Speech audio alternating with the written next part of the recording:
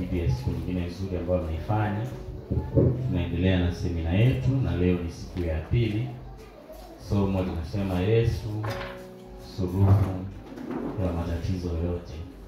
Nimesema kwamba hii ni semina ya Pasaka, na kama ni semina ya Pasaka, kwa hiyo mgeni rasmi wa Pasaka ni Yesu mwenyewe, na ni kipindi ambacho Wakristo duniani kote wanakuwa wanaadhimisha au wanakumbuka mateso ya Yesu.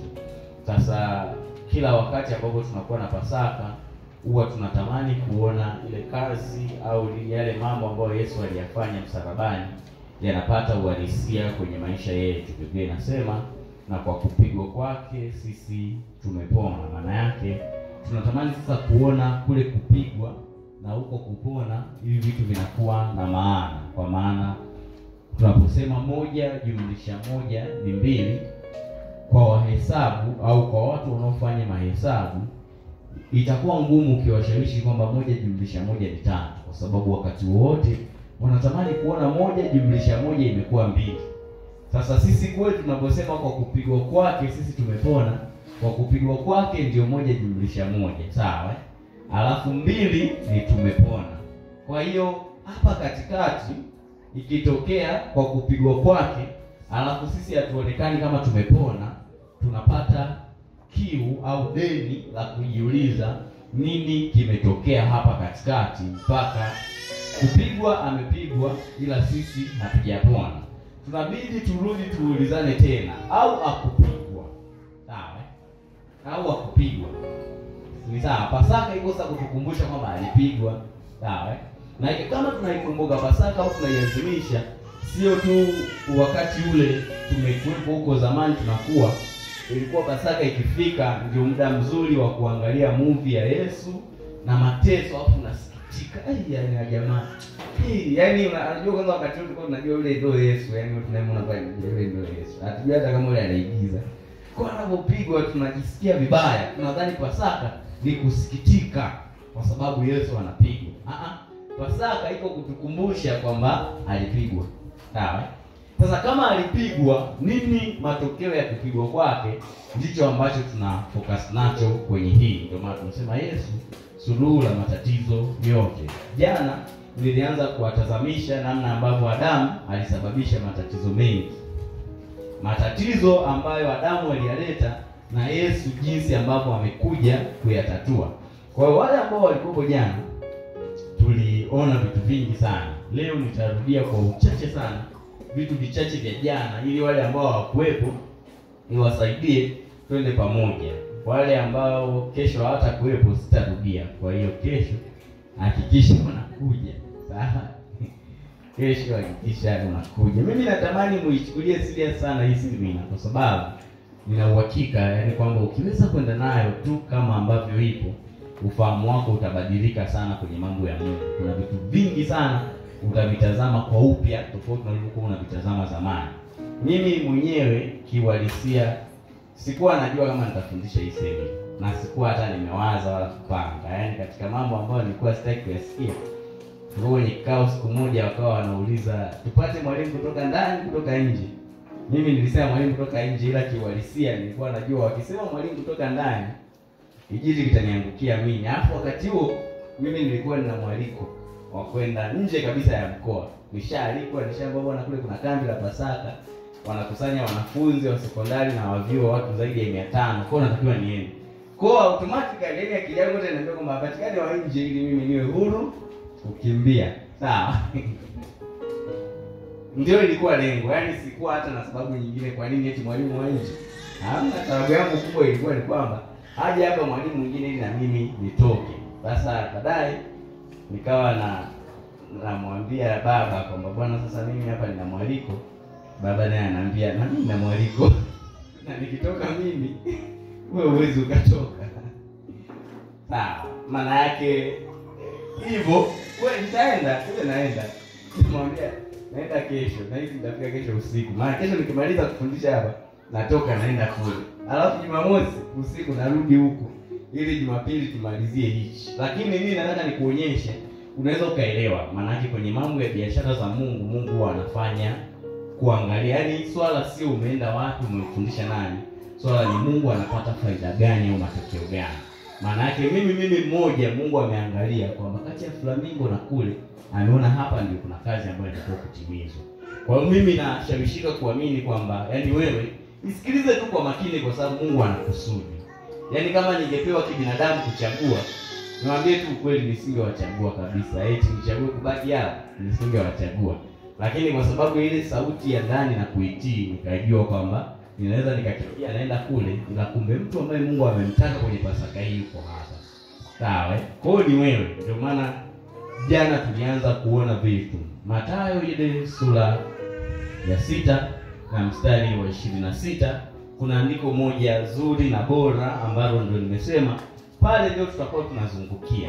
Pale ndio tutakuwa tunazungukia kwa sababu matatizo aliyosababisha Adamu bustanini, Yesu anapokuja kuyasolve, moja ya changamoto alikutana nayo ni kwamba wale watu walikuwa washazoea kukaa kwenye matatizo. Ndio unaona hata leo ikatokea umemfunga mbuzi kwenye mti labda kutwa nzima au siku mbili. Ukija pale ukaikata ile kamba, unaweza ukarudi kesho ukamkuta mbuzi bado yuko pale. Kwa nini?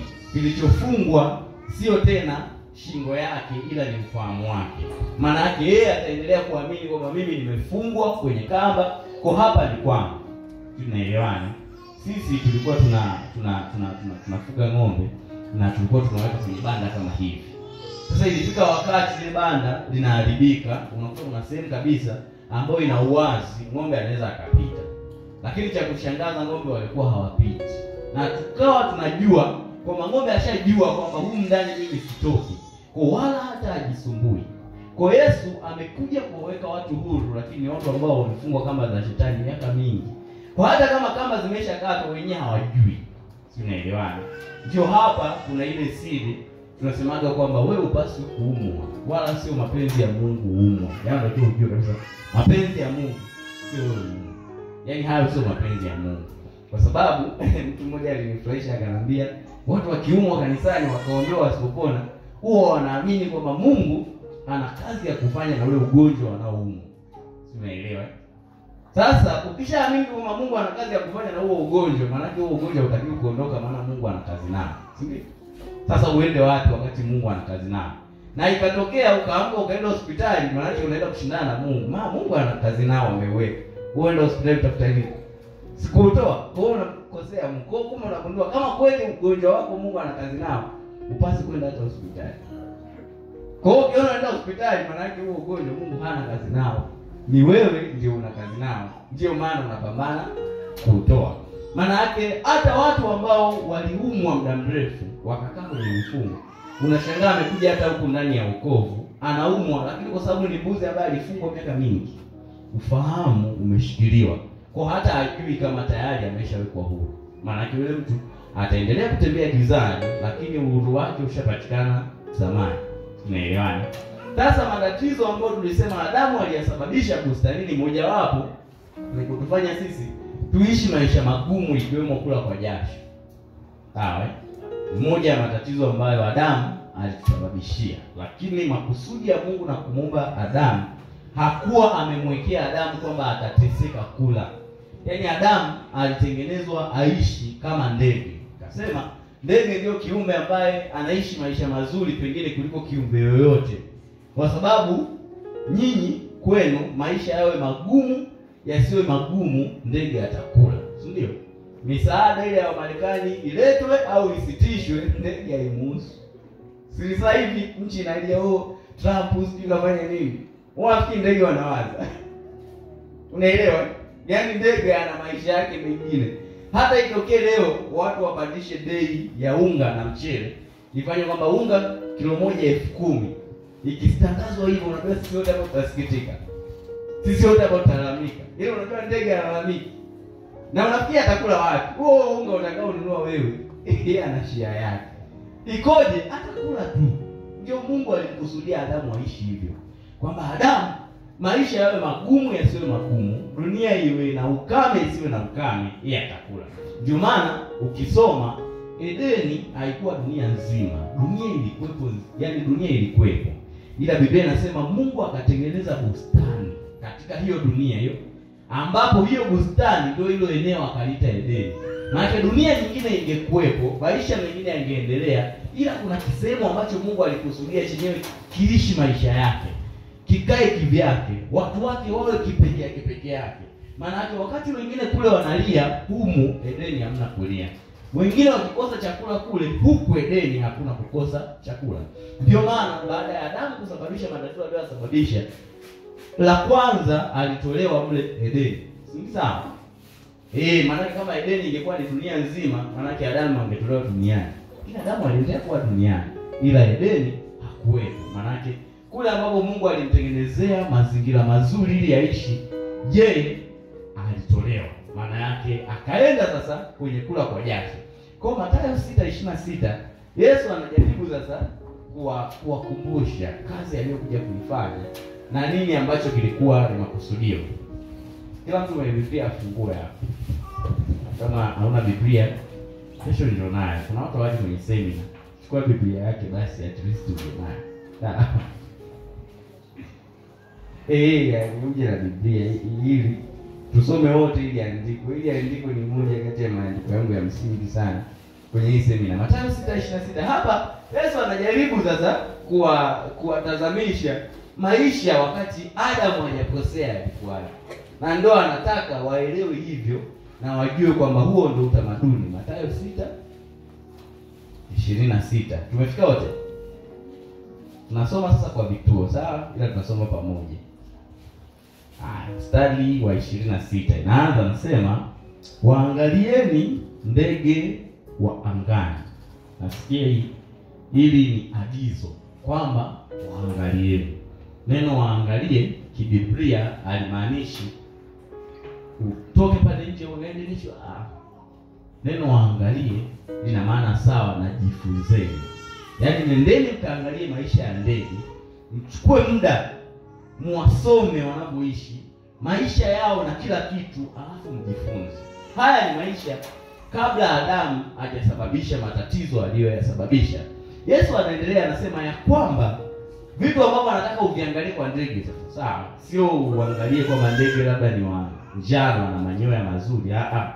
Cha kwanza ambacho nataka ukiangalie ugundue kwamba huyu jamaa hapandi wala havuni, na anasema wala hakusanyi ghalani.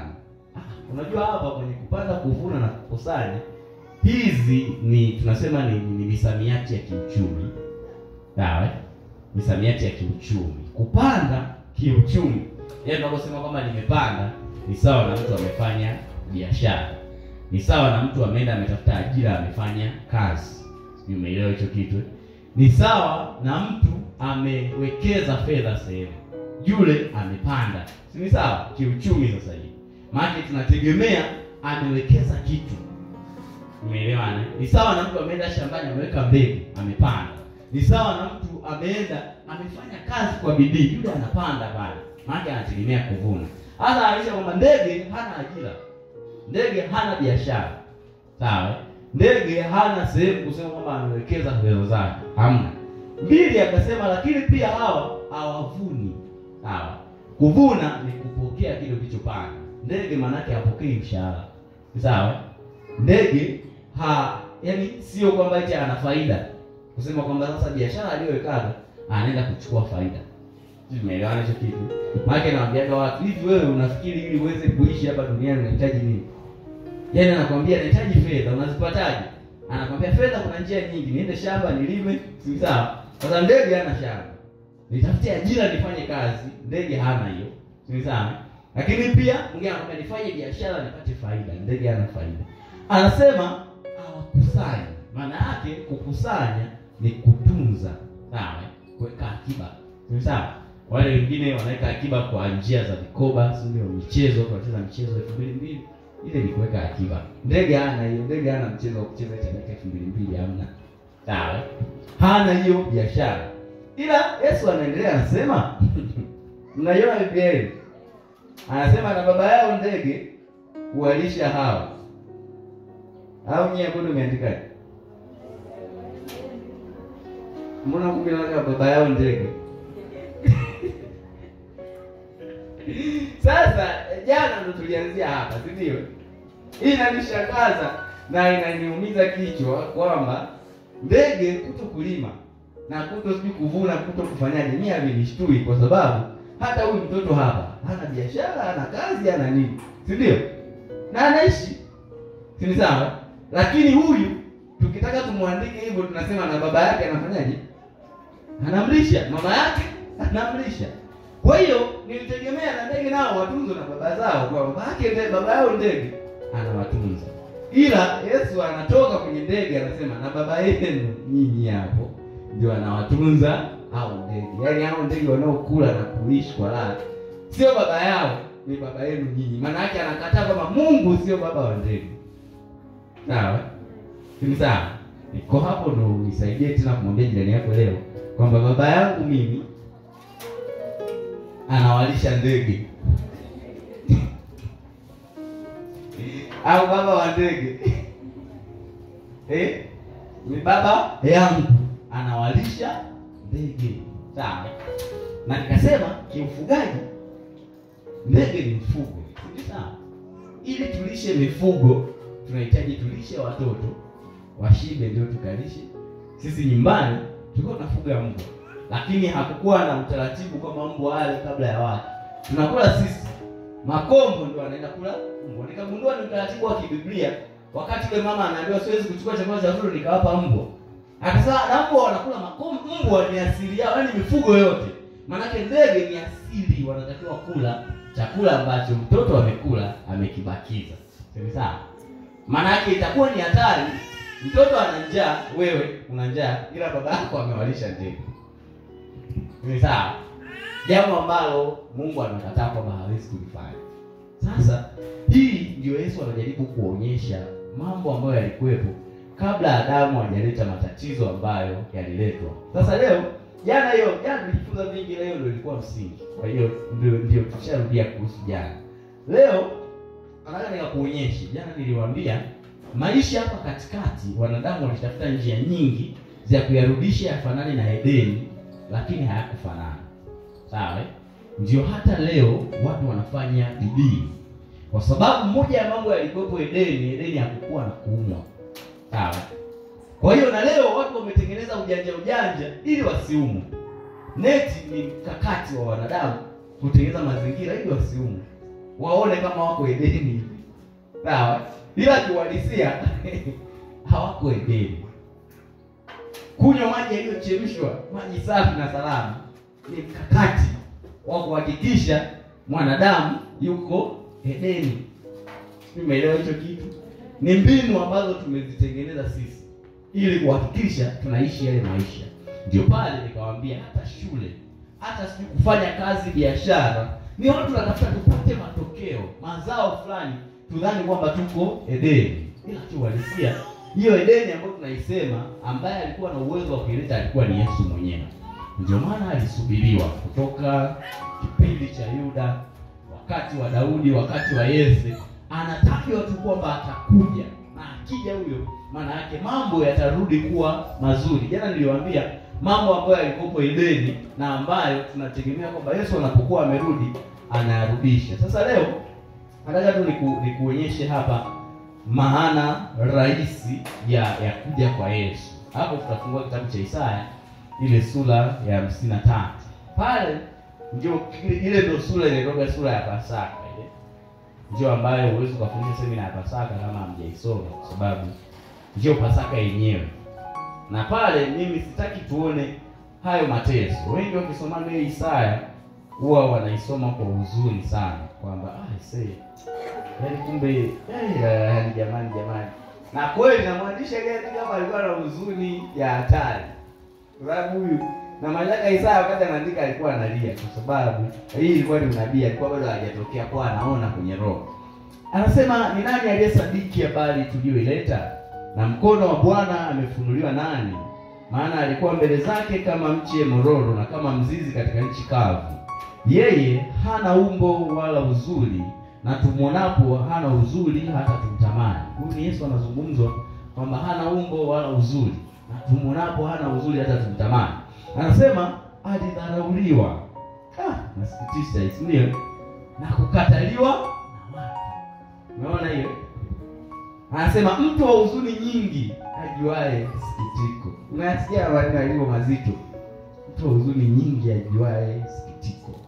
Hii ndio Isaya anasema, na kama mtu ambaye watu mficha nyuso zao, alizarauliwa wala hatukumhesabu kuwa kitu. Sisi sasa make alidharauliwa, hatukumhesabu kitu. Ila mstari wa 4 ndo anaelezea kwamba hii habari ya kusikitisha ina msingi gani nyuma yake.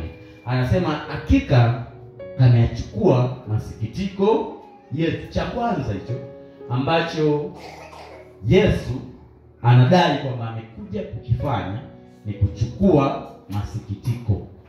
Sawa?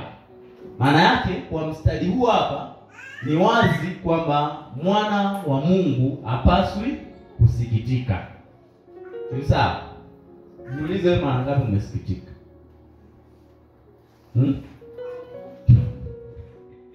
Na ni mambo gani yalikusikitisha kama sio yale ambayo ndege hawasikitiki? Ndio ndege mvua inyeshe jua liwake sio shida zake. Sawa? Yaani ndio maana unaambiwa wewe utakiwa uishi kama ndege. Kwa hiyo anasema amechukua. Neno hakika ni kwa hakika, yaani kwamba hii haiwezi kupingwa wala kubadilishwa. Amechukua masikitiko yetu. 2 anasema amejitwika huzuni zetu. Maana yake zile huzuni, yale majuto ambayo tulikuwa nayo, mambo mbalimbali ambayo yalikuwa ametupata kwa sababu ya dhambi, mashaka na vitu mbalimbali, Yesu amechukua, amejitwika yeye. Anasema japo sisi tulimdhania kuwa amepigwa na Mungu na kuteswa. Mstari wa 5 hapa tunapapenda. Anasema bali alijeruhiwa kwa makosa. Sasa wakati najaribu kufuatilia, niliambiwa kwamba ile movie ambayo tunaitazama na tunaamini kwamba Yesu alipata yale mateso, wenyewe ambao wanafahamu wanasema ile movie haijaonyesha hata 20% ya mateso aliyoyapata Yesu. Unaelewa? Mtu mmoja, kuna mahali ukienda kule Yerusalemu wametunza vifaa ambavyo vilitumika wakati wa mateso ya Yesu. Yaani vimetunzwa pale. Yule anayevitunza anasema ukichukua hivi vifaa na kuviangalia unagundua kwamba yani ile movie imedanganya umma kwa 1% kubwa, kwa sababu yale sio mateso ambayo aliyapata Yesu. Moja ya vifaa ambavyo viko pale, maana nakwambia kuna waya ambazo hizo waya kama yani waya ambayo ukimpiga mtu, yani katokea umempiga, yani mfano sasa hivi labda nachukua ile waya ile ni laini, nikipiga hivi baba Yesu, ile waya kwa ulaini wake inamzunguka. Umeelewa hicho kitu? Kama ushawahi kukutana na waya laini, ukipiga hivi sehemu inajimalizia, inajizungusha, sio? Sasa zile waya ukipiga hivi inajizungusha, na inapojizungusha ile waya imetengenezewa vichuma mle katikati. Maana yake inajizungusha kwenye mwili wa mtu. Ikishajizungusha wale jamaa walikuwa wanaivuta. Maana yake ina vichuma. Unaelewa? Ikivutwa maana yake humu pote ambapo amevutwa imetoka inaacha alama. Na hayo wanasema alipigwa sio mapigo mangapi? Karibu ngapi? Yaani hizo fimbo unazosikia alipigwa viboko. Ndio hivyo viboko vyenyewe sasa ninavyozungumzia. Umeelewa? Kwa anajaribu kutazamisha kwamba ile movie, yaani yale mateso unaona pale ni ya uongo. Ila sasa kwa nini umemgani Yesu wajeruhi? Kwa nini yani wamjeruhi Yesu kiasi kile? Kuna shida gani? Ndio unagundua kumbe kadri alipokuwa anajeruhiwa ilikuwa ni kwa sababu ya makosa. Sawa? Swala la makosa yetu sisi, yani kule kujeruhiwa kwa Yesu ndio alikuwa analipia makosa yetu sisi. Ndio maana kutoka pale, maana yake moja ya mambo ambayo Yesu aliyamaliza, sisi tulionekana hatuna tena makosa kwa sababu alijeruhiwa. Sawa? 2, ilionekana tuna makosa alafu tuna maovu. Unaona hizo vitu viwili tofauti? Hivi nani anaweza kaniambia tofauti kati ya kosa na uovu? Yaani jambo gani ambalo ukiliona unasema jamaa amefanya kosa? Na jambo gani ambalo ukiliona unasema jamaa amefanya uovu? Ni nini hicho? Swahili kigumu. Kuna makosa na kuna maovu. Makosa katika lugha rahisi yanatajwa ni yale mambo ambayo yapo katika sheria na mtu ameyakiuka.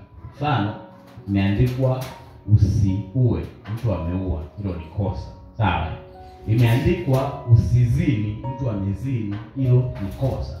Maana yake hayo makosa hayo ambayo wanadamu waliyafanya ndio yalisababisha wakaingia katika ule, yaani tunasema wakaingia katika ule utumwa. Maana yake Adamu aliambiwa hivi, usile matunda ya mti wote unaweza ukala, ila tunda la mti wa katikati usile. Kwa Adamu alifanya kosa.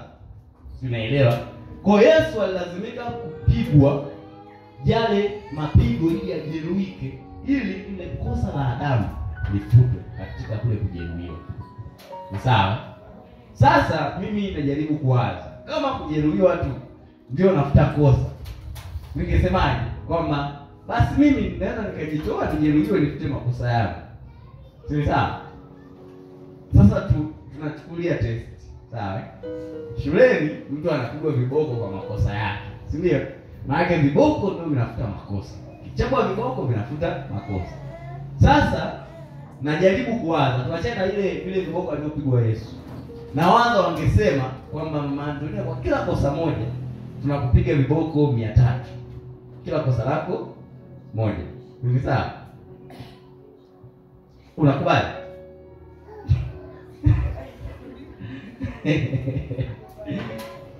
Sasa hiyo moja, hiyo mimi binafsi naweza nikakubali. Viboko 300 naweza nikavumilia. Kwa sababu unaambiwa upigwe viboko 300 au uende moto wa milele. Unachagua nini? Bora upigwe viboko 300, si ndio? Naweza nikavumilia. Ila sasa unaambiwa sasa na baada ya viboko 300 ndugu zako wale waliozaliwa nao kama umezaliwa na ndugu zako watatu, kaka zako na dada zako, viboko vyao pia unapigwa ili wao wasiende motoni. Sawa? Utakuwa tayari. Hapo kila mtu akomae na hali yake, ndio? Kwa hiyo naambia wakati kujeruhiwa kwa Yesu hakuna maana kama angekuwa anajeruhiwa kwa ajili yake. Ila maana ni kwamba fikiria, Yesu alipigwa mapigo ya wanadamu wote, yaani mimi na wewe, watoto wewe wako wote hao, Yesu alibidi apigwe hayo yote ili kufuta makosa. Umeelewa hicho kitu? Ndio uzito wa hilo jambo pale. Ndio maana alijeruhiwa. Sawa?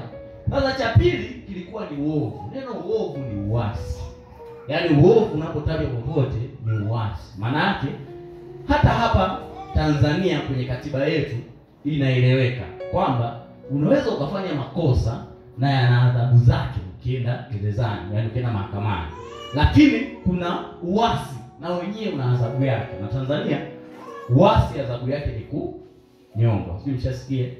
Juzi baba nikasikia kuna kiongozi fulani wa chama gani katoa kosa hilo linaitwa uhaini na uasi. Sasa unataka kupindua nchi.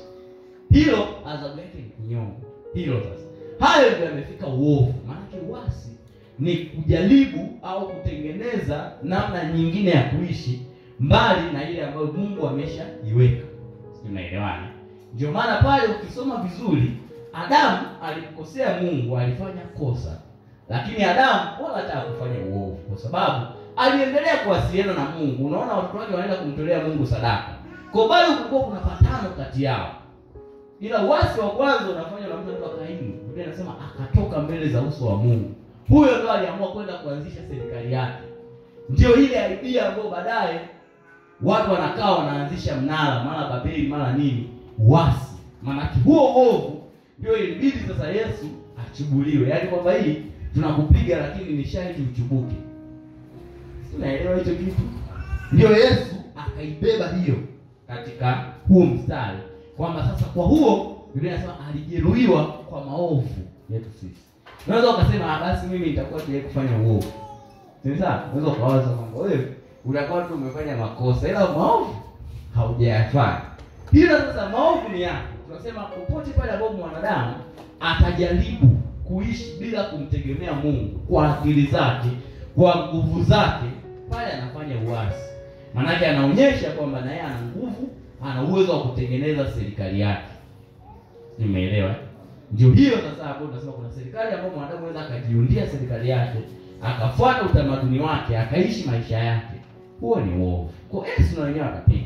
Sasa cha tatu ambacho ndo kinabeba hapa, nataka tukichukue hichi ili tunapoenda kwenye mistari mingine tukione, ni hilo andiko ambalo linafuata hapo. Hili ndio ninalolipenda zaidi. Anasema adhabu ya amani yetu ilikuwa juu yake. Yaani kwamba ili sisi tupate amani, hiyo ilikuwa juu yake. Na anasema na kwa kupigwa. Sasa ukiachana na kuchubuliwa na kujeruhiwa, kulikuwa kuna kupigwa. Anasema na kwa kupigwa kwake sisi tumepona. Maana pale sasa ndio uponyaji Yesu aliununua kwa kupigwa sisi. Unaelewana? Ndio maana naambiaga watu, yani kuanzia tu pale ni kama ile kamba ambayo ulikuwa umefungiwa wewe ya magonjwa, Yesu alikuja akaikata. Sasa hizo kwa nini bado tunaumwa? Si ndio? Kwa nini bado tunaumwa? Sasa shida iko hapa. Mimi nina challenge watu kwenye habari ya magonjwa. Mtu anataka kuonyesha kwamba ni halali kwetu kuumwa kwa sababu kuna askofu fulani anaumwa na amelazwa. Si unaelewa hicho kitu? Yaani sasa unatakiwa uelewe wewe kwamba kwenye kesi za ufalme askofu naye ni mtu, sawa? Na wewe ni mtu.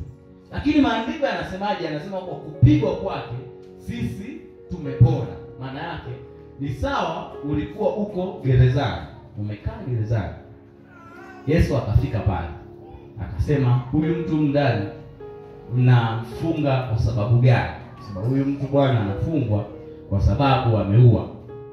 Yesu anauliza ili atoke huyu ndani huyu mtu inatakiwa iweje? Ili atoke anatakiwa atumikie kifungo cha miaka 30. Sawa?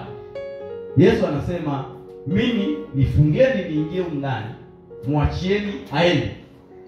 Ndio anachofanya Yesu pale. Sawa? Maana yake yeye anaingia ndani gerezani, wewe umeachiwa uende.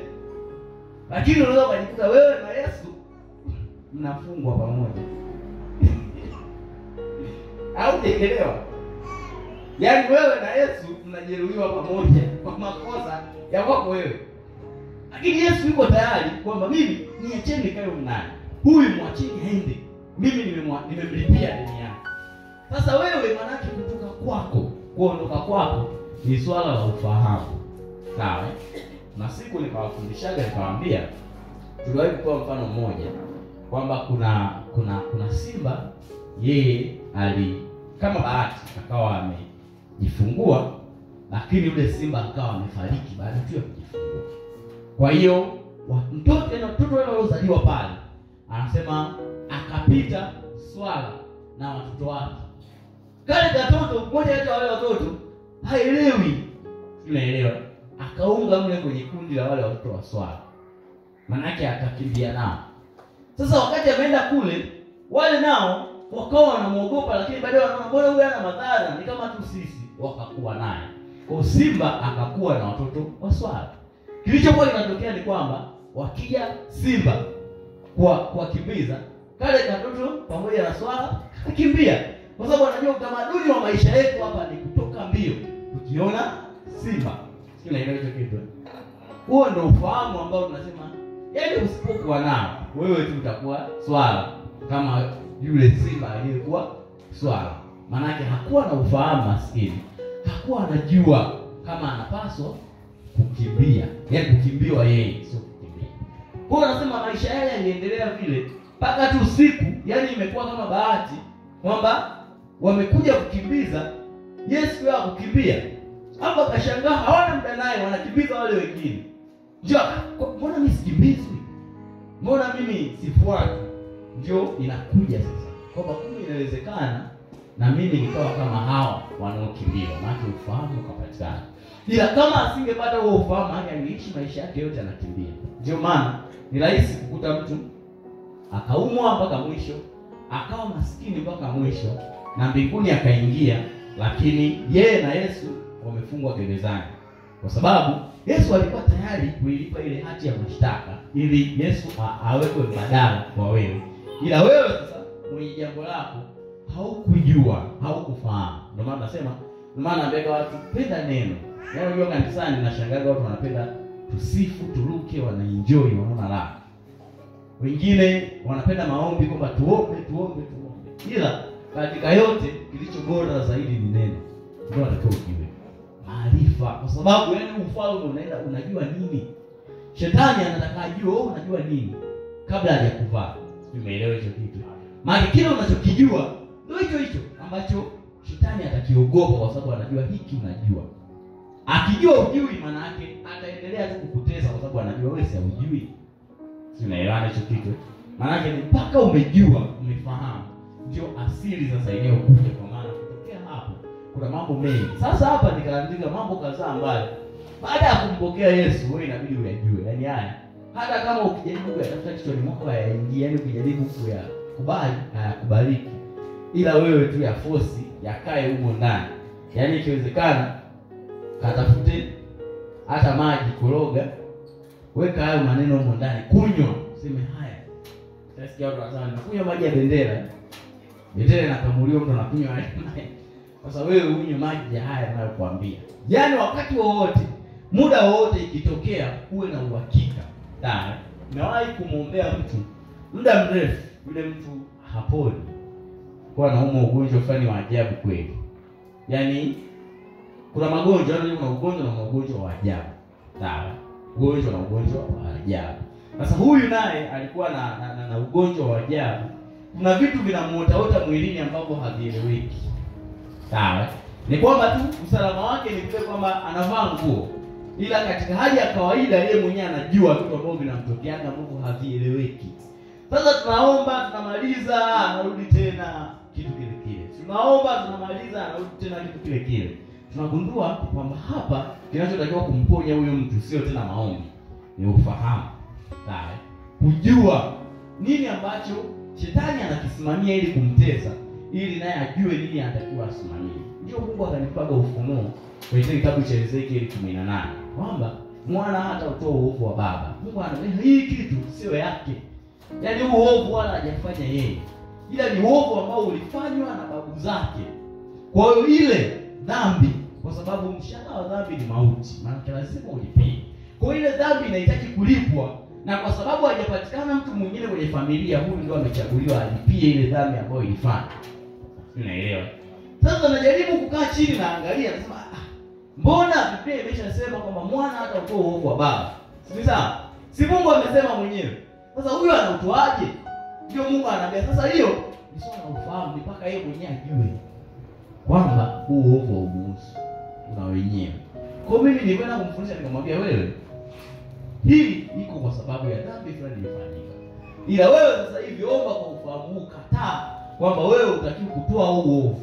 Aliyefanya dhambi ndio anatakiwa ateseke mwenyewe, sio wewe. Kataa tu hivyo. Basi. Na hiyo peke yake ndio ikamfungua na ndio akaponaga ufahamu. Unaelewa?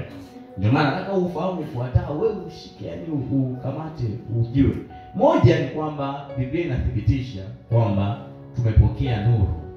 Hii iko Yohana sura ya 1. Twende pale.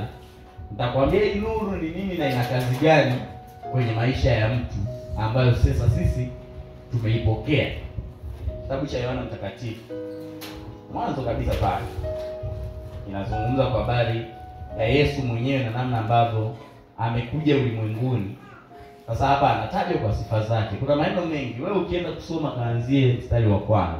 Ila mimi nitasoma huu mstari wa 9. Anasema kulikuwako, kwanza tukianza mstari wa 6, anasema palitokea mtu ametumwa kutoka kwa Mungu, jina lake Yohana. Huyo alikuja kwa ushuhuda ili aishuhudie ile nuru. Maana kulikuwa kuna nuru inakuja. Yeye alikuja akatangulia ili aishuhudie. Anasema kulikuwako nuru halisi, amtiaye nuru kila mtu akija katika ulimwengu. Nasikia hiyo. Nuru halisi amtiaye nuru kila mtu. Maana yake huyo anasema alikuwako ulimwenguni, hata kwa yeye ulimwengu ulipata kuweko, wala ulimwengu haukumtambua. Unaelewa hiyo? Sasa ile andiko linaandikwa kama vile mambo yalishapitaga, kwamba alikuwako nuru halisi amtiaye nuru kila mtu. Ila anasema alikuwako ulimwenguni, wala ulimwengu haukumtambua. Maana yake sio tu ulimwengu, wewe pia unaweza ukawepo naye na usitambue kwamba ni nuru. Sawa? Huyu nuru ndio tunaona katika uumbaji. Ile Mwanzo 1:3 Biblia inasema Mungu akasema iwe nuru, ikawa. Shasoma ile andiko. Sasa Hiyo Mwanzo 1:3 kiuhalisia, yani katika vitu vyote naambiaga watu lazima ufahamu ili lifuatalo, kwamba neno la kwanza Mungu kulitamka ni hilo, iwe nuru. Sawa? Kwa kabla ya uumbaji wowote, kabla ya kitu chochote kutokea, kabla ya jambo lolote, Mungu alisema iwe nuru. Maana yake hiyo nuru ndio ilijenga msingi wa vitu vyote kutokea. Ndio maana Biblia inasema hapo mwanzo kulikuwa na neno. Neno alikuwa kwa Mungu, vitu vyote vilifanyika kwa huyo. Na pasipo huyo hakikufanyika chochote. Ndio maana ilibidi kwanza nuru atajwe, apatikane, alafu ndio mambo mengine yaendelee. Hii nuru, unajua shida ya nuru, nuru watu wanasema ni mwanga, sio? Watu wanajua hii nuru ni mwanga. Ile inakushangaza kwamba siku ya 4 Biblia inasema Mungu akafanya mwanga mkubwa na mwanga mdogo.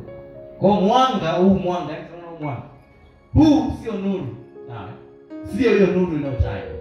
Huu ulifanywa siku ya 4. Ila siku ya kwanza Mungu yeye amekaa siku nzima. Ukichunguza siku zingine zote Mungu alikuwa anatengeneza vitu viwili vitatu.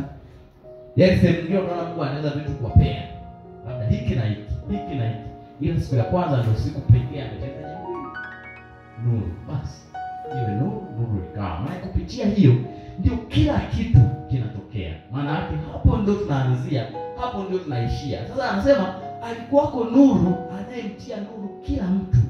Maana yake huo mwanga sio mwanga unaozungumza.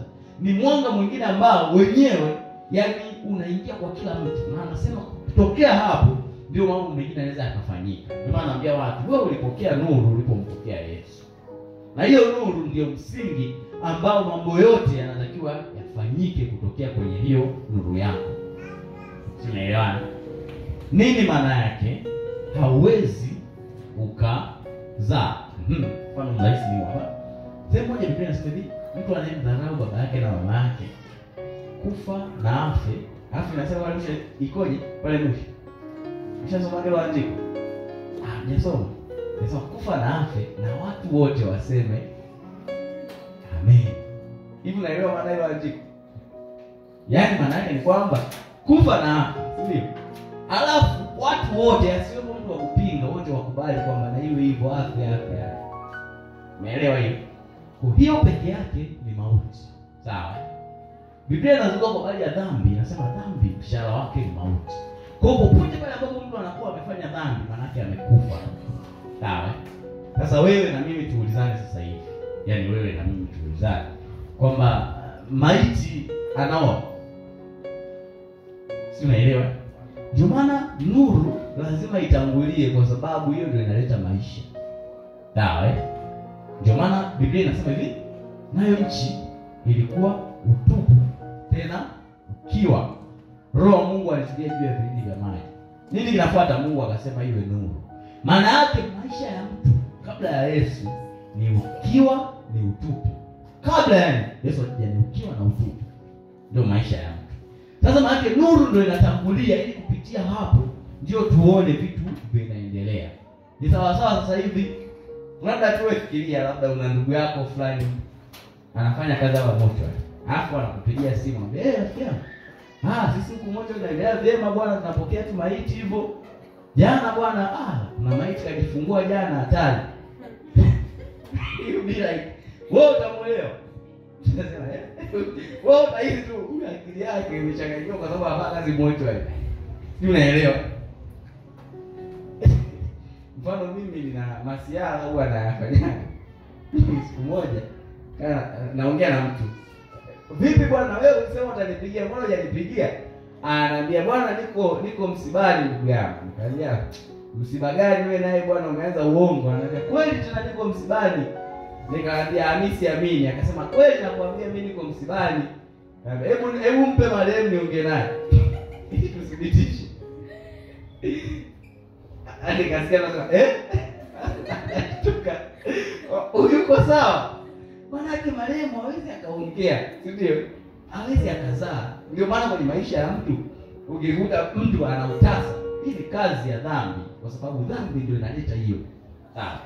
Hiyo ndio inamzuia hata ukitafuta kuzaa, manake unakuwa like kitu aliyekufa. Na kwenye ulimwengu wa roho, kitu kilichokufa hakiwezi kufanya chochote. Ndio maana nuru inahitajika. Naambia nuru inaleta maisha. pale nimewambia kwamba kama tu ilikuwa ni swala la kupigwa ili nipone, watu wangeweza kuvumilia. Sisi tulikuwa na wanafunzi shuleni, yaani wale jamaa sio walikuwa wana kitu gani, chapo chapavyo mpaka mwalimu anakasirika, anachapa watu wameganda. Maana watu wanaweza kuvumilia mapigo kama ingekuwa ni hilo swala. Lakini sasa kinachoonekana ni kwamba dhambi kwa ujumla wake ili kuilipa ilihitaji mtu afe. Sawa? Maana mimi naweza nikalipia dhambi zangu zote nilizofanya, ila natakiwa nife. Ndio ile sasa wote tulikufa. Sawa? Wote tukafa. Kwa ukiwa katika hali ya kufa, ikatokea hata ukaenda ukasoma shule, ni bahati kwa sababu maiti imesoma. Sio, unaelewa? Ni mambo ambayo anamshangaza hata Mungu kwamba maiti inasoma. Inasomaje? Na ikatokea wakati wote huyu mtu anapambana ili ajitafute mwenyewe afaulu, anaweza akafeli. Kwa nini? Kwa sababu kule anaonekana huyu ni mtu ambaye amekufa chini ya dhambi. Unaelewa? Ndio maana Yesu anapokuja ulimwenguni anaileta nuru. Anasema watu waliokaa gizani wameiona nuru. Maana yake watu wote ambao walikuwa wamekufa wameuishwa kuishi kwao kwa sababu ya hiyo nuru. Lakini hiyo nuru inamtia nuru kila mtu. Chochote ambacho unakokifanya kinajengwa kwenye msingi wa ile nuru ambayo umeipokea. Sawa? Ndio maana wewe ikitokea umeenda umepanda, inabidi uvune. Kwa msingi gani? Tayari nuru imetangulia. Kwa nuru vitu vyote vinafanyika. Maana yake ukienda ukifanya jambo lolote likagoma, unatakiwa ujue kwamba wewe sio maiti, hata vitu vigome. Vitu inabidi vitokee. Unaelewa? Vitu inabidi vitokee. Mimi hiyo ya maiti nikawa nina mpango kwamba siku nyingine mtu mwingine akaniambia yuko msibani, namwambia sasa vipi safi msibani, naongea naye afumusha, namwambia sasa ndugu yangu tumeongea mambo mengi, hebu niambie hapo marehemu anaendeleaje? Nisikia atajibu nini. Maana yake najua hamna maisha tena baada ya pale. Ndio dhambi yani ni kifo. Ndio maana nasema ukiamua ulipie dhambi zako inabidi ufe. Sasa Yesu muhimu wake uko wapi? Ni kwa sababu Yesu anakupa maisha tena baada ya ile maisha ya kwanza. Umeelewa? Ndio hiyo naambia watu sisi tumepokea nuru. Na hiyo nuru ndio inajenga msingi wa kitu chochote kutokea. Jambo lolote kufanyika, Mungu mwenyewe aliumba baada ya kuwepo hiyo nuru. Maisha yalikuwa ni ukiwa, yalikuwa ni utupu. Dunia ilikuwa haieleweki. Hakuna ambacho kilikuwa kinaendelea duniani. Mungu hakuweza kuweka hata mti mpaka ambapo nuru ilitangulia. Sawa? Mungu hakumweka mwanadamu mpaka nuru ilipotangulia. Ndio maana anaambia watu, ni sawa tu kuna mtu anapambana peke yake hataki kumpokea Yesu. Unamwangalia tu kwa sababu unajua anajaribu kufanya, ni anajaribu kutengeneza maisha akiwa amekufa. Hamna mahali ataenda. Na anaweza akakimbia kibinadamu akaonekana amekimbia. Ila ni siku tu yoyote shetani akija akikumbuka kwamba huyu ni maiti, vile vitu vinapukutika kwa sababu maiti hawezi kufanya kazi yoyote ya msingi. Maiti haisomi. Sawa? Wakati fulani kaona mtu mmoja anawachapa watoto wake wamefeli shule, anambia nyinyi sio maiti. Maiti ndio haifaulu. Ninyi mna nuru ndani yenu, mna uhai. Kwa hiyo ni mfaulu. Unaelewa? Kwa ukienda sehemu unapambania kitu kizaya, inabidi ujiambie mimi sio maiti. Sawa? Watu walio hai wanazaa. Watu walio hai wanafanya biashara. Watu walio hai wanatokeza mambo. Na ndio nitokeze kwa sababu nimepokea nuru ndani yangu. Na hiyo hicho kitu. Yaani tujimike, yaani wewe ufahamu jijengee kabisa yani. Maana gani tena wewe jeuri? Unapotaka kufanya kitu kinagoma, jiambie kwamba wewe sio maiti. Kwa nini? Kwani ulikuwa maiti. Biblia inathibitisha kwamba wote tulikufa katika dhambi. Lazima wote tuna maisha kwa sababu Yesu alipokuja inasema akapigwa tulipigwa naye. Sawa? Alipokufa tulikufa naye. Alipozikwa tulizikwa naye, alipofufuka tumekufuka naye. Kwa hiyo tuna maisha sisi. Tunaweza tukafanya vitu vikaishi. Vitu vikatokea. Sasa shetani ndio pale ambapo anataka kukuaminisha wewe bado ni maiti. Kivipi? Unafanya vitu havitokei na anakutazamisha, mbona hata kwa Majuma naye amepeleka mzigo wake sokoni haujauzika. Na wewe unasema ila kweli hata Mama Juma hajauza. Hii ni ya wote. Sasa unasema Mama Juma ni maiti. Wewe sio maiti. Wewe ufanani naye. Si unaelewa? Yule yupo kwenye kifungo cha dhambi, amekufa na dhambi, hajafufuka bado kwa sababu hajampokea Yesu. Ila wewe ni mwanadamu anayetembea kwa sababu umefufuka. Kwa hiyo kinachomwathiri wewe akitaka kuathiri ndio ndege huyo. Sawa? Ndio maana ukitoka kule ndege wamekaa kikao wanajaribu kuwaza. Sehemu moja kwenye Biblia nikasoma Elia, yaani nchi imeingia ukame. Sawa? Elia ameenda kujificha kwenye kijito cha mto Jordan. Mnajua nani analeta chakula? Ndege. Ndege anapata wapi chakula? Ndege anaishi. Ndege alikuwa anakuja na mkate kumlisha Elia. Elia anaondoka Jordan, sio kama ndege hana mkate. Elia amekosa maji. Maji ndio ndege ya kuleta. Ila mkate ndege alikuwa anauza kuleta hata miaka yote. Anautoa wapi? Ana maisha yake. Ndio maana ukikuta mwana wa Mungu analalamikia maisha ni magumu, alafu anajilinganisha na watu ambao yani wao Biblia inasema wamekufa. Unajua huyu hajapokea nuru.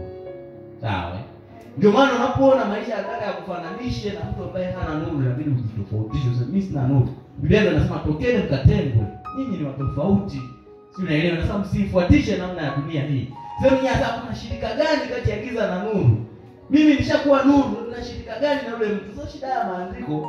Nyinyi walokole hasa wale wa zamani, mna maana zenu. Sasa hiyo shirika kati ya giza na nuru, unajua wanafanya dhambi, tusifanye dhambi. Kuna matokeo hawana, sisi inabidi tuwe nayo. Ni moja kati ya mambo ambayo tunataka tuyashikilie. Sio, unaelewa? Ndio maana ikifika wakati eti yani unachekelea kwa sababu mtoto wako anaumwa, alafu unasema kipindi hiki bwana homa zimeingia kweli yani. Hata nani unajua shida wa Tanzania tunachukulia mambo ni sahihi kwa sababu wengine wanayapata. Unaelewa? Ndio maana ukikuta mtu labda mtoto anaumwa, ukamuuliza wewe sio maiti. Yesu alipigwa tumepona, mtoto anatakiwa kuwa mzima. Kwani mtoto anaumwa? Msikilize yule mama atakapoanza siasa utasikia ni kipindi tu cha homa saa hizi. Maana hapo jirani yangu naye mtoto wake jana usiku amezidiwa, apeleka hospitali. Watu yana kutajia. Fulani sijui yule nani yule Mwanaidi naye mtoto wake kafanya hivi. Na wewe ukina Mwanaidi wewe unahusikana nani? Wewe na Mwanaidi wapi na wapi? Wewe inabidi ukatae useme kwa Mwanaidi kwenda hospitali. Ni swala zuri kabisa. Tena inastahili. Maana madaktari watakula wapi? Ila mimi ni nuru. Sawa? Kuna aliyepigwa ili mimi nipone. Kwa hiyo mimi natakiwa nikatae. Kama una ufahamu wa kugoma, mimi nikwambia ukweli. Na wewe utalaza mtoto. Utanunua dawa kama wanavyofanya wao. Lakini wewe una nuru ndani. Wale ni watu waliokufa. Kuna kazi za kifo ndani yao. Magonjwa ni moja kati ya mambo ambayo Adamu aliyaleta. Ila wewe unaopaliki kwenye Adamu mwingine ambaye ni Yesu. Maana iko ni kinyume na hicho kitu. Lakini inaanza kwa kukataa, yani wewe mwenyewe binafsi ukatae. Sawa? Na mfahamu mtumishi mmoja ambaye yeye anasema alienda hospitali wakamcheki, wakamwambia ana shida ya sukari. Sawa? Na kweli anasema akawa anaambiwa aende kuchoma sindano moja kila mwezi. Kila mwezi anaenda. Kwa anasema ikopo kama bado siku mbili aende kuchoma ile sindano, hali inaanza kuwa mbaya. Ataenda, anakwambia alikuwa ni bishi kwa hospitali, ataenda mwenyewe. Kwa akawa anaenda anachoma. Anaenda anachoma. Lakini ndani yake anasema sikuwa kupigwa kwake mimi nimepona. Anaambiwa vyakula fulani usile, anafuata yale maagizo. Anajaribu kwenda naye. Anasema tu ikafika wakati akawa anaongeza kujifunza neno. Neno ndio linalotia uzima. Sawa? Neno anajichimbia kwenye neno ili alielewe vizuri. Akawa anasoma mifano yote, anasema alianza kusoma mifano yote ambayo Yesu ameponya kwenye Biblia. Yaani anafungua Mathayo, akikuta ni hadithi anaachana nazo, anatafuta wapi Yesu ameponya. Akawa anaangalia ni sehemu gani ambayo Yesu amesema ni mapenzi yake watu waumwe. Anaambia atafuta wapi mapenzi ya Yesu watu waumwe. Haoni. Kwa ile tu peke yake kujua kwamba sio mapenzi ya Mungu mimi niumwe. Akaanza kuitumia hiyo. Anasema mwezi uliofuata akasema huu mwezi siendi kuchoma hiyo sindano. Anasema kweli akakaa, mwezi ule ukaisha. Ila mwezi unaofuata kama wa pili hali ikawa mbaya, akaenda tena. Anasema haina shida. Akaenda. Aliporudi akakaa tena miezi kama mitatu. Ndio hali ikawa mbaya, akaenda tena. Baadaye akajikuta mbona kama anachukua vizuri. Mbona vyakula alipata anaanza kuvila. Akitaka kule wakipima wanasema sukari yako mbona inakaa sawa. Yeye anajua kwamba tile neno ndani inaendelea kutengeneza. Kwa anasema ilichukua kama mwaka mmoja akapona kabisa. Na anasema ilikuwa 2008. Leo 2025 hajai kuumwa tena hiyo sukari wala kuchagua vyakula. Ni nini? Ni ufahamu mtu alikataa. Maana kama asingekataa angeumwa yeye mpaka leo. Na sasa hivi sukari imekwisha muondoa. Si unaelewa? Watoto wake nao wangekuwa kidogo wangeumwa hapo, wangesema hii ya baba. Wajukuu zake nao wangekuwa kidogo wangeumwa, wangesema hii ni ya babu yetu, ilikuja kwa baba hata. Unaona hiyo? huwezi ukajifananisha na watu ambao hawajampokea Yesu, hawana ile nuru. Unaelewa?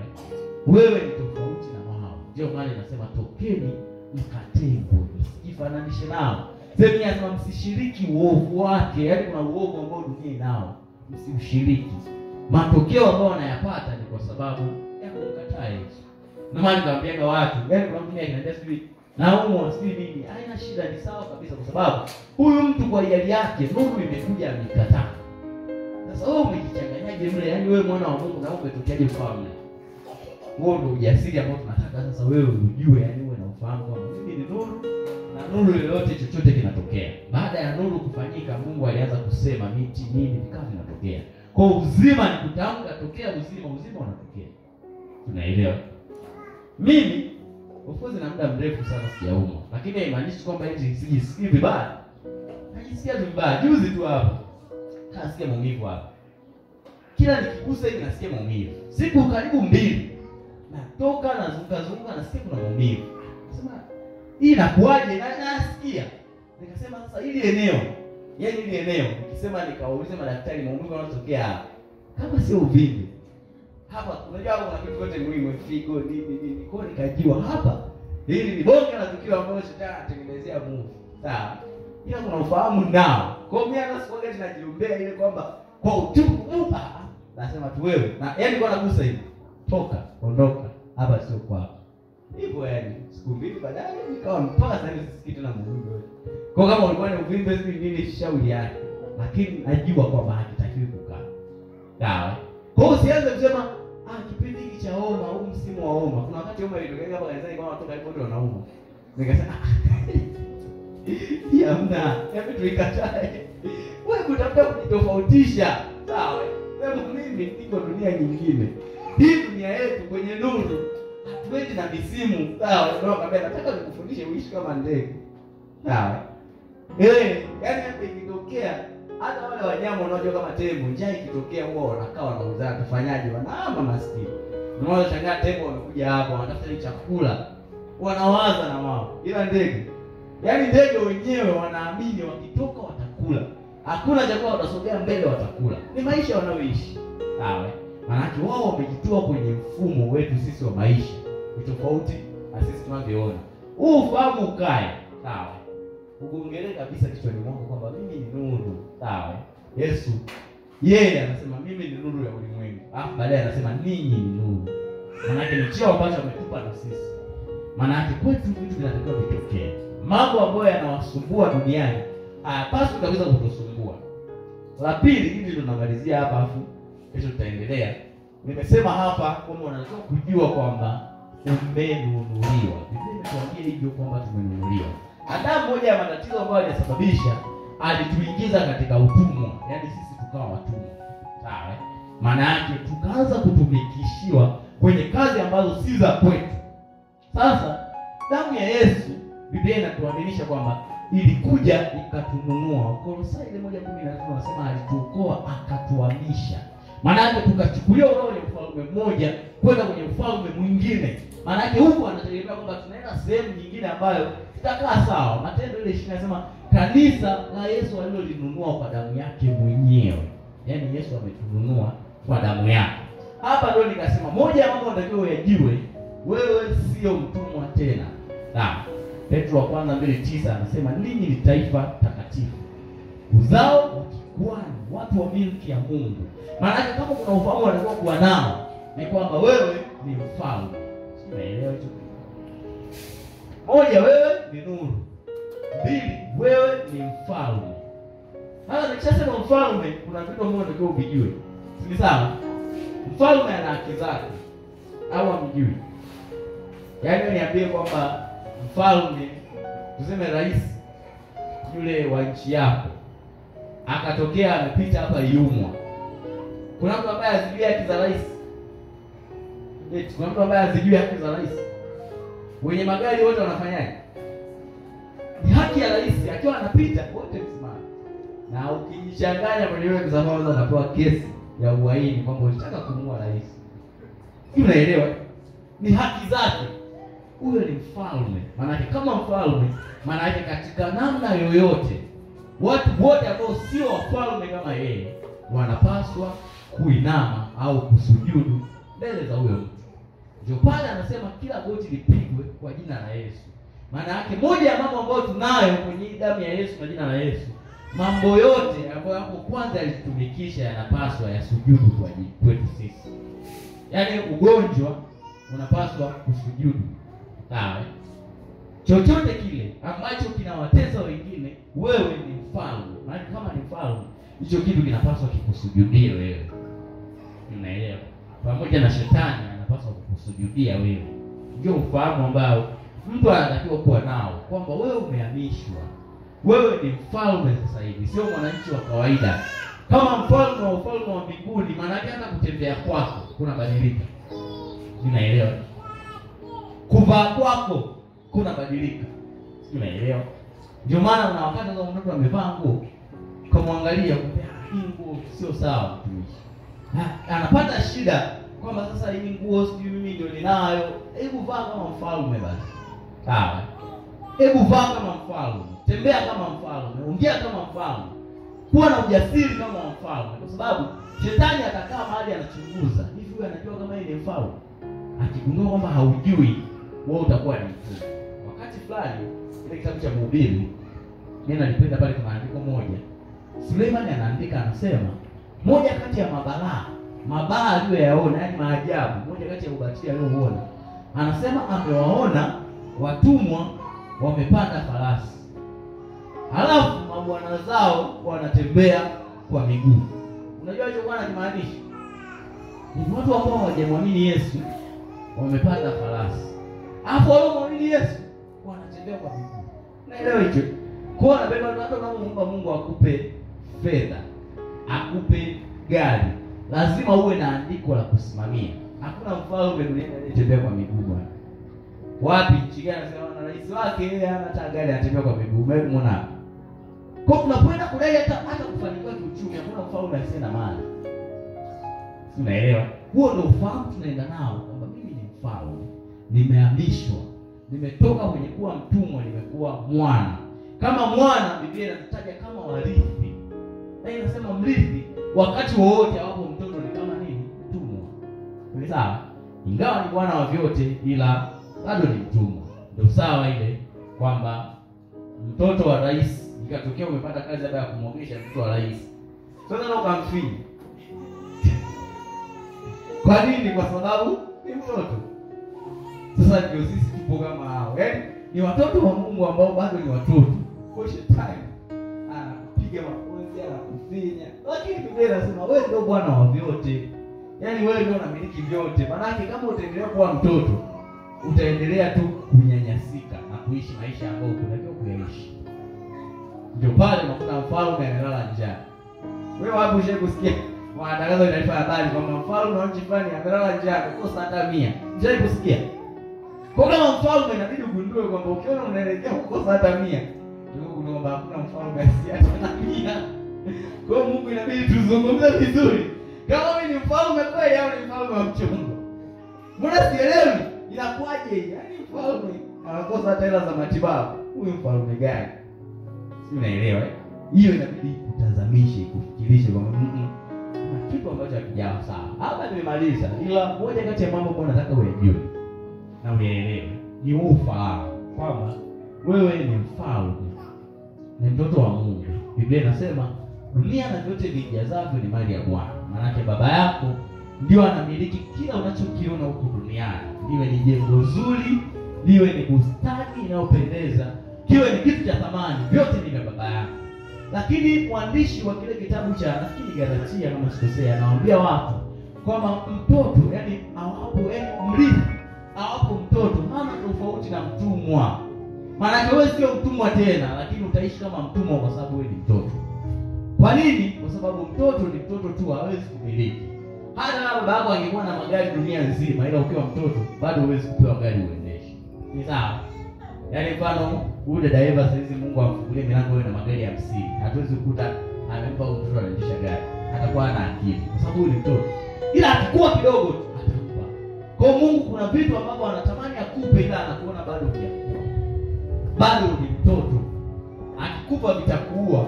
ndio maana unaendelea kuishi hivyo. Hata unatakiwa ugundue kabisa kwamba wewe sio mtoto, wewe ni mrithi, wewe ni mfalme. Baba yako ni mfalme na wewe ni mtoto wa mfalme. Hakuna mahali popote unaweza ukasikia mtoto wa mfalme analala njaa. Sawa? Maana yake unatakiwa kushindwa na ndege. Sawa?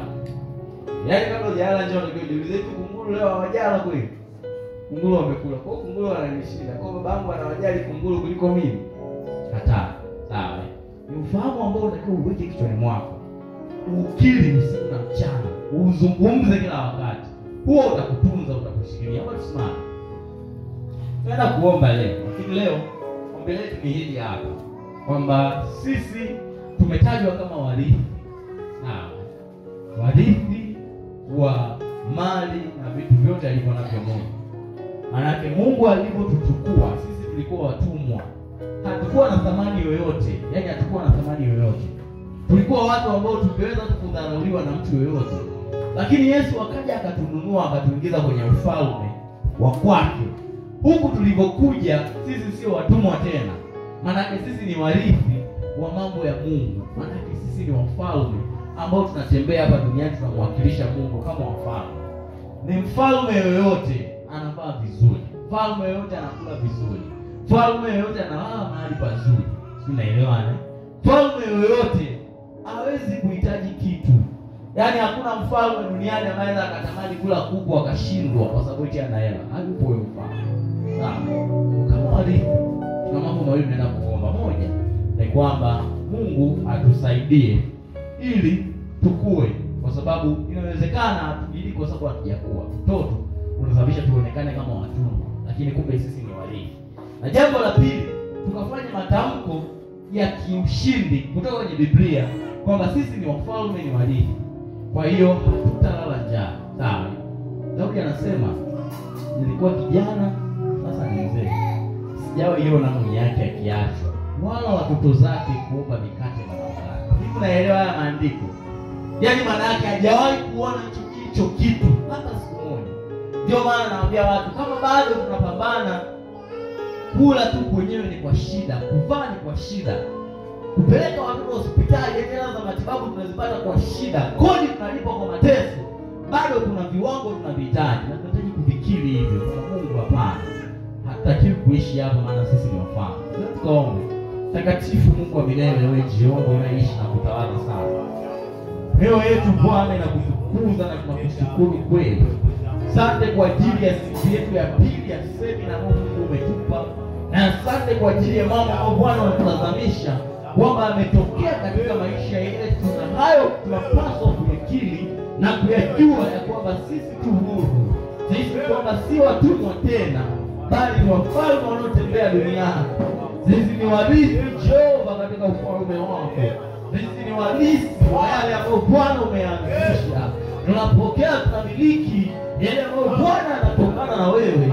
Ufahamu mkubwa ambao Bwana tunao ni huu mbele zako Mwokozi, ya kwamba Bwana umetununua, umetuamisha kwa damu yako ya thamani, umetuingiza katika pendo lako, umetuingiza Bwana katika pendo ambalo kwenye hilo Bwana tunakwenda, kwenye hilo Bwana uko wao wetu. Mwokozi Mungu wa milele, maandiko yako yanasema ya kwamba mlisi awapo mtoto hana tofauti na mtumwa. Jehova Bwana, inawezekana maisha tunayoishi ni kwa sababu bado tumeonekana kwamba sisi ni watoto, ndio maana hatuwezi kumiliki, ndio maana tunaishi kama watumwa, ndio maana maisha yetu yana vitu yanachekesha. Jehova Bwana, utupe neema ya kukua, maana baadaye mbegu ni wewe, akuzae pia ni wewe, maana amwagiliaye pia ni wewe, hatiaye uzima kwenye hizo mbegu ni wewe. Jehova, kama mazao yaliyo shambani mwako, tunayatamani yale maziwa ambayo Bwana yasiyoshiwa, yatakayotupa kukua, yatakayotupa kuendelea, yatakayotupa viwango na kuongeza hatua zaidi na kwenda mbele zaidi.